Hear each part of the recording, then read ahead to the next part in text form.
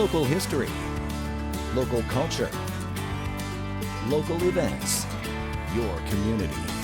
This is the Joe Kelly Show. Hi there, everybody. Welcome to the show. Thanks for joining us. Our guest is Bill Worden, a very familiar name, familiar face, familiar voice around Central New York. We're going to be talking to him about his new book. It's a book that you'll want to read. He's got a book signing coming up. We'll tell you the details about that. But before we do any of that, we're going to say welcome. Good to see you, my friend. Good to see you, Joe. I always enjoyed your writings.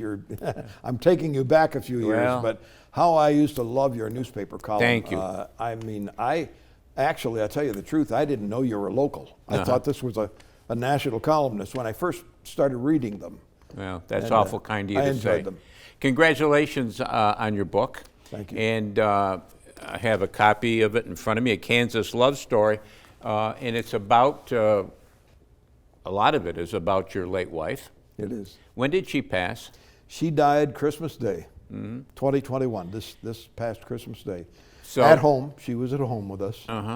Did- Hospice were great. They we moved a sofa out, and they brought a bed in, and we kept her comfortable and took care of her until she passed away. Did she have cancer?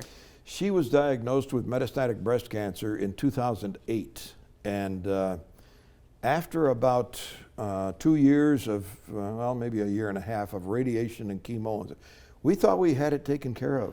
There was no sign, no blood markers, were all good, and everything was great. And we were taking our annual trips to Florida in the winter, and then just about 2 years ago, it resurfaced in the same area. And by then, it had spread to her bones. Yeah. And What was her maiden name? Broadbooks. You'll remember one of the editors of the newspaper was John Broadbooks. All Broadbooks are related, by the way. We found that out. Yeah. They're all related. They actually started out in Attica, New York. So I told my wife, I said, maybe we're cousins. Yeah.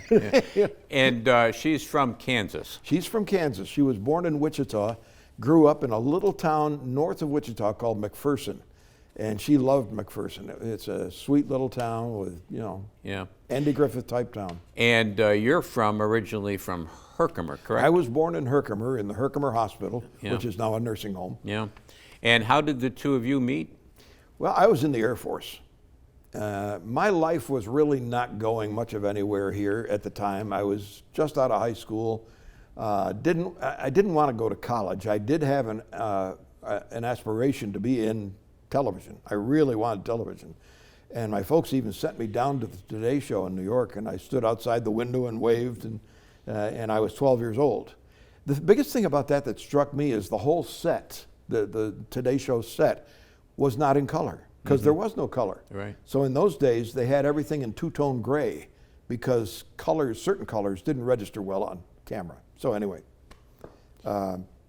where were we? Well, we were talking about how you met, and you were in the Air Force. Yes, I finally decided I need to do something with my life. I was afraid of girls. I didn't have the skills that other guys in high school did to court girls, so I didn't. My energies went into music and broadcasting. You were a drum player. I was a drummer, and we were in a rock group. Carmen Caramonica he started with us. He and I today are best friends. Do you recall the name of the group? The Skylarks. We were known as the Skylarks. And but we weren't really going anywhere at that time. My life just wasn't going anywhere. And so I decided, for whatever reason, I think I'm going to go in the Air Force. So I joined the Air Force. I picked a career, didn't get it. I ended up in the Air Police. Well, there's two kinds of air police. There's the kind that get OJT, on-the-job training, and they send you to a base and they train you there. Or they send you to Air Police Tech School, which is like a cadet school, which is really better because you get really good training in police work. Well, my Air Police Cadet School was at Lackland, where basic training was. So Texas, right? So no travel involved. Just get on a bus and go to the other side of the base, So I went through tech school and became an air policeman. My assignment was, after I graduated, was Schilling Air Force Base in Salina, Kansas. And I'm going, Salina, Kansas, where's that? So I looked it up on the map. It's right there in the middle of Kansas. Yeah. A little north. And I tell you a quick story. I was there about a year, and again, I wasn't dating anybody. I didn't care for the bar scene. The guys, service guys, they want to go into town and get drunk. I didn't care about that. So I was in town shopping one day, and I was in a little photo store called Smile a Minute Photo, and I had a bunch of papers because I was working on a program at the Bass Service Club, and I was a drummer. I was working on a program, and I come out of the place. I bought a little. They had these little 2-reel tape recorders. They were only this big, state of the art at the time, And so I had that in my papers, and I was sort of wanting to get some coffee or something. I look out the door, and right across the street is Woolworth's. I thought, I'll go there. They have a lunch counter. Yeah. So I went into Woolworth's, and Jana was a waitress at the lunch counter. Mm-hmm. Now, a lot of people say there's no such thing as instant love, or what do they call it, first love. Love at first sight. Love at first sight. Yeah, oh yeah, there is, because it happened. I mean, I took one look at her, and I'm going, holy smoke, Yeah. And it's something different came over me that had never come over me. So anyway, she came over, may I help you? I said, yeah, I'll have a cup of coffee, and I'm trying to be cool. And so she brings me the coffee, and I finished the coffee, and we talked a little bit. She told me what her name was, and I told her where I'm from, and so on and so forth. So I left, and I get 50 feet probably down the street, and something says, turn around. For crying out loud, turn around and go back. Yeah. So I did. And I went back in the store, and I sat, and I found out later, these girls worked stations. Yeah. They weren't supposed to leave their station, Yeah. Well, her friend Diane was working here, and she was working here. I found from her, she said, Diane, if that young fellow that I waited on comes back in and sits in your station, will you let me wait on him? And but I didn't. I sat where I sat before. And so she came back over. She goes, you're back. I said, yeah. I said, I think I'll have a cup of coffee and a piece of apple pie, a la mode. I'm trying to draw the conversation out. So she says, what are you doing? I said, well, I've got some paperwork. I'm working the bass. She said, I said, but the trouble is I need it typed. And she said, well, I type. I'm going to the business college upstairs, Brown Mackey Business School, upstairs over Woolworth's. And I also attend the modeling school next to it. And I said, she said, I'd be glad to type it for you. I said, that'd be wonderful. Yeah. Well, in the first place, she said, I have a typewriter. In the first place, I didn't need them typed. In the second place, she didn't have a typewriter. She talked her dad into renting one for $6. Yeah. So over a space of several weeks, we got closer. We became closer. We became friends. And we used to take walks around the block and talk about issues. And long story short, I met her in September of '62, and we got married in April of '63. Good for you. Less than, 6 months or so. Hang on to your thought. Bill Worden is our guest. We're talking about his new book, A Kansas Love Story. There's a book signing coming up, and we're going to tell you about that. Short break, right back.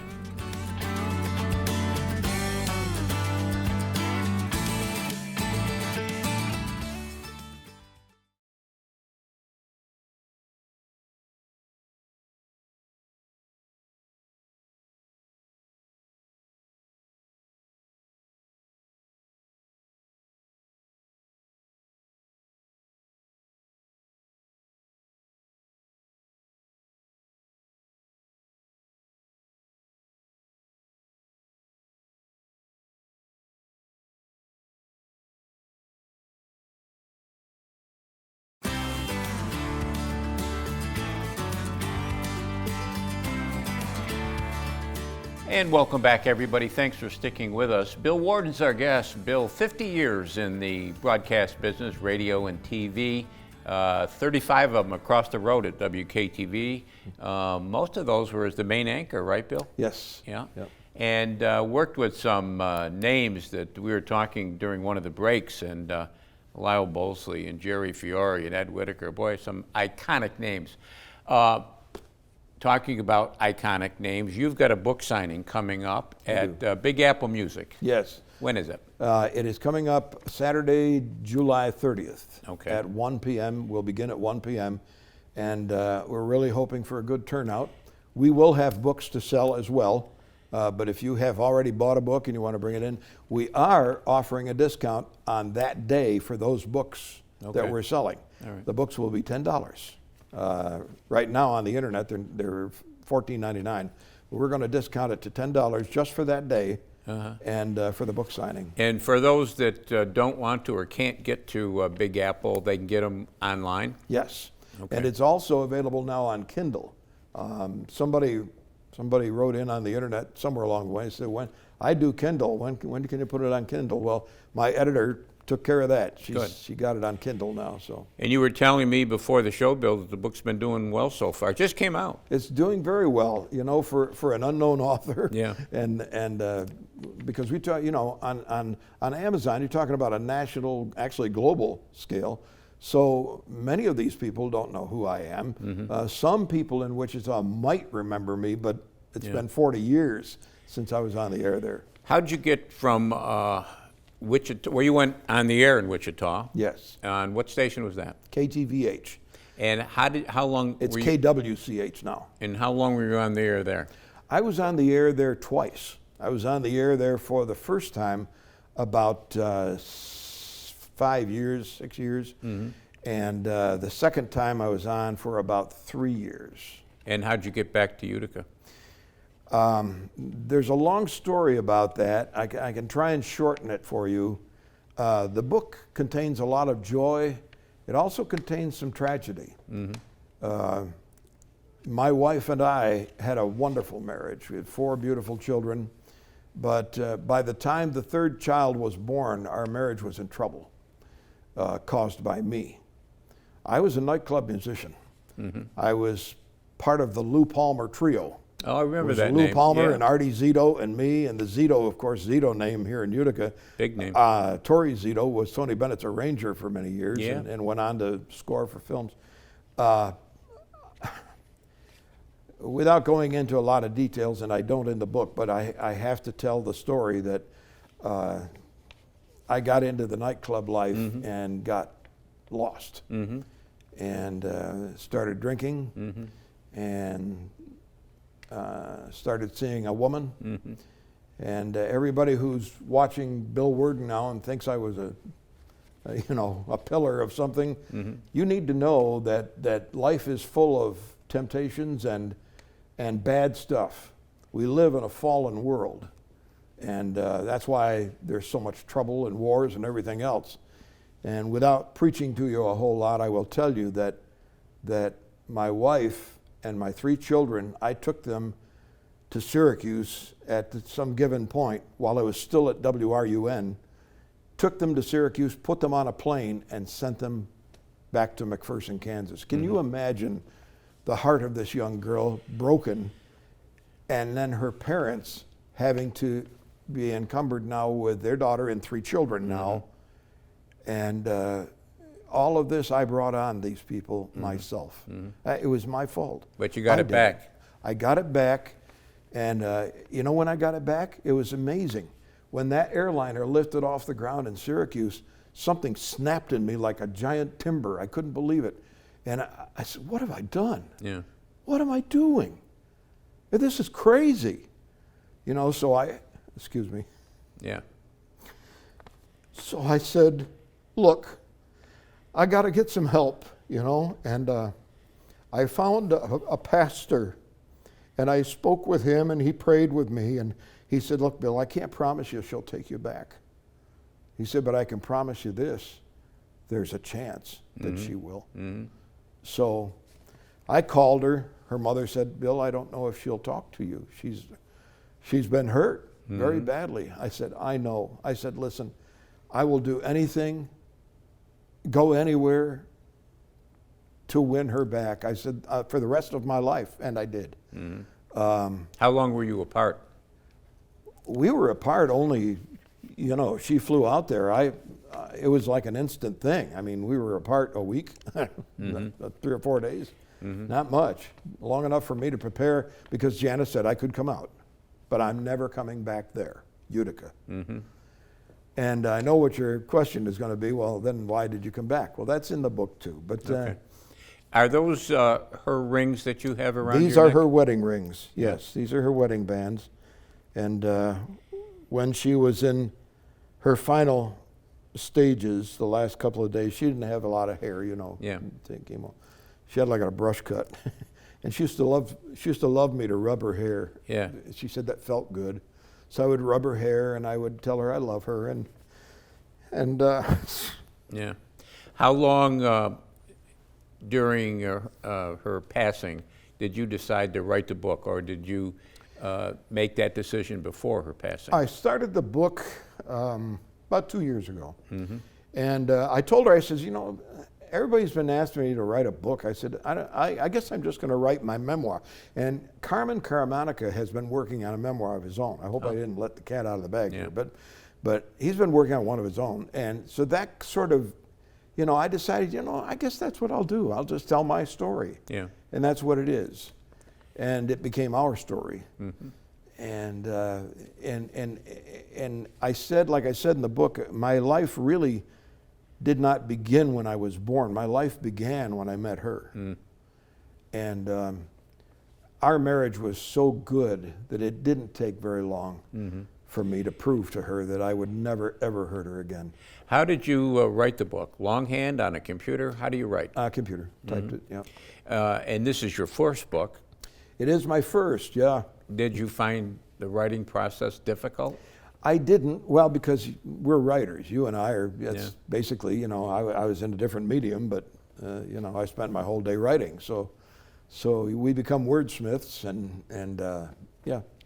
The book is going to be up at Big Apple, and it's July 30th. And it's going to be from It would be this coming weekend, I think. Yeah. And it's going to be from 1 to... I didn't put a closing time, so well, let's I didn't think about that. Let's hope that there's enough people. I remember when I did a book, my big fear was, and I did a book signing, it was my first book signing, my fear was nobody was going to show up. You're right. But I'm sure they're going to show up for you. Bill Worden's our guest. We're talking about his book, A Kansas Love Story. He's going to be signing it up at Big Apple. Short break, right back.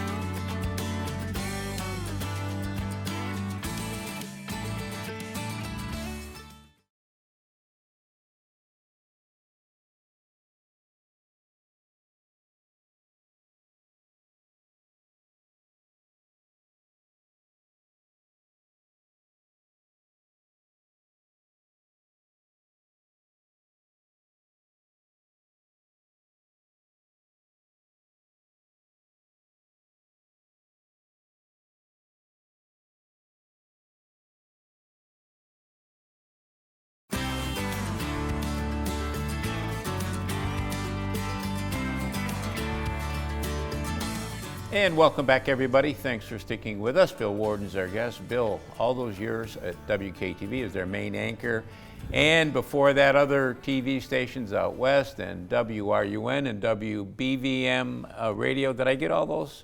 WBVM, I was a short news anchor, not short news anchor. I was a news anchor for a short time at STM, I think it was, WSTM in Columbus, Ohio. I thought I had made it. Columbus is a big market. It's a test market. It's in the top 50 markets. That means once you hit that level, you're on your way. So I took it.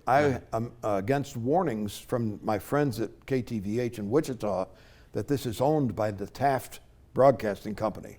They don't get along with labor, he said. That's their reputation.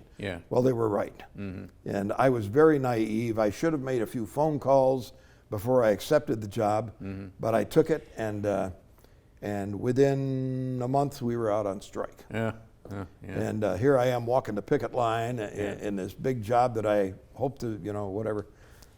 There's a whole other story to that, but. In your book, one of the stories that you write about is living on Miller Street. Yes. Cornhill. How long were you in Cornhill? We were in Cornhill on Miller probably, let's see, probably about 3 or 4 years, I think. And then after Cornhill, you had been how old then? In Cornhill, I was just beginning my teen years. I was like 12 to 15. I left when I was about 16, moved to North Utica. And so where'd you go to school, high school? I went to high school at St. Francis, but I'm a baby boomer, so we had kids sitting at desks in the halls because there wasn't a room in the classroom. So they'd leave the doors open so we could hear the teacher. And I went to St. Francis up until about sophomore year, junior year, somewhere in there. And at that time, you had to make the academic cut in order to stay at St. Francis. Well, I was among the hundreds who didn't. And we ended up going to what we called the Rock, UFA. You know, we used to refer to it because it looked like a prison. And so St. Francis de Sales on Genesee Street, and then UFA. In the book, you have a lot of pictures. Yeah. And one of the pictures is of that lunch counter that you spoke about, where you met your wife-to-be. Right. That is the lunch counter? I don't know. Yeah. I don't think so. I don't think it is. Jana said, it looks so much like it. I don't know why you could say that. I said, because I don't know, honey. I said, yeah. I don't know if I didn't take that picture, so I don't know if that's. There were so many Woolworth lunch counters. They were famous for them. What makes this book an easy read, by the way, is that it's not written like most books. The chapters are only like a page and a half long. That's why there's 74 chapters in this 300-some page book. If you a real short story, if you've probably seen Downton Abbey. Yeah. Okay. Victoria was another excellent PBS series. You look at both of those television shows and watch how they're produced, and then go back and remember Seinfeld. Yeah. What made Seinfeld such a success was that it didn't give the audience time to get bored. Seinfeld was shot as a series of little vignettes that there were stories that were still connected, but they were separate stories. And that's what made it such a hit. That's what made Downton Abbey such a hit. Watch it again and watch how short the segments are in Downton Abbey. Watch how short the segments are in Victoria. I said, you know what? I'm going to write my book that way because I don't care whether you're an avid book reader or not. Most book readers get to the point, I'll bet you, when you're reading a chapter and you start thumbing ahead, you know, how many more pages is in this chapter? You I know? do that a lot. Yeah, I do that a lot. You wonder, where's the end of this chapter? Yeah. Well, in my book, you won't have to worry. All you got to do is turn the page. The habit I have also, Bill, is if I'm tired of reading, I'll just turn the pages. How many more pages have I got in this chapter? Because I hate to quit. Right. When there's the book success, the success you had writing it, does that lead to perhaps something else for you? It could. I really don't feel like having to go chase people down for permission to use their names and that kind of thing. So I didn't for this one. I didn't use very many names. I didn't use names of anybody that I didn't personally know and was comfortable with. And so, you know, you have to get to all these releases, you know, and I didn't want to do that. In order to do a news type book, I'd have to chase an awful lot of people down. So I don't know. My daughter, who has admittedly never really read a book all the way through, she said, I've always read parts of them, you know. But she said, I like this book. I'm reading this all the way through. And she said, Dad, you have to write another book. And I said, well, I don't know. God will have to give me some inspiration to do that, you know. The book goes into a lot of family stuff. When you got done and the book was in print, did you say, boy, I should have put this in? Or why did I put that in? Yeah, I sometimes wonder if I should have gone in more detail, because I was in during two major events. I was in the Air Force. I had a top secret clearance, by the way. I worked nuclear weapons storage areas and things like that. So I gave secret access to Atlas F missile sites and so on and so forth. So it was kind of a high profile position where I could have, if I had done anything wrong, would have gotten into serious trouble. So I could have put a lot of that in the book. I was in during the missile crisis, the Cuban Missile Crisis. In fact, it happened right after I met Jana, and we were quarantined to the base, and I couldn't go see her. And they quarantined us to the base for the length of the missile crisis, which was about 2 weeks, 3 weeks, something like that. And also, I was in during the assassination of President Kennedy. And we got 30 seconds, but I want to use it to let you give the date and time and place of that book signing. It'll be Saturday, I think it's this Saturday. It's July 30th, 1 p.m., Big Apple Music up in New Hartford. I'll be there, my daughters will be there, my son probably will also be there, and you'll get to meet them as well. And Mark Bolos, of course, my good friend who's allowing us to do this, and I'm so grateful for that. You know, we're looking forward to it. Well, continued success. Thank you. Okay. That's going to do it for us this week. We'll be back next week. We'll do it all again. Don't forget CNYhomepage.com. There's lots of good stuff there. Until next time, take care of yourself, everybody.